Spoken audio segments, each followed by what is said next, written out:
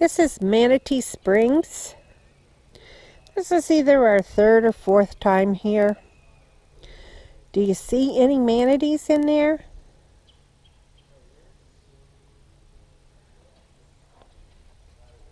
I don't. And I have never seen any manatees in here. And they always seem to be here yesterday or the week before, but never the week that I'm here. Apparently they come in here because this water is a little bit warmer than in the Gulf, and they don't like cold weather. The other thing is they also have alligators. Possibility of them. And they advise you that if there's alligators in the water, don't go in swimming. That's like a no-brainer.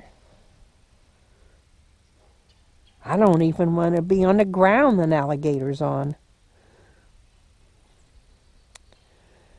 It's very chilly. We had the heater on in our van last night, but we slept warm.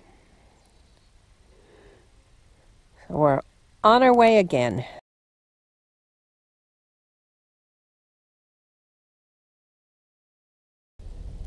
This is the St. Mark's National Wildlife Refuge.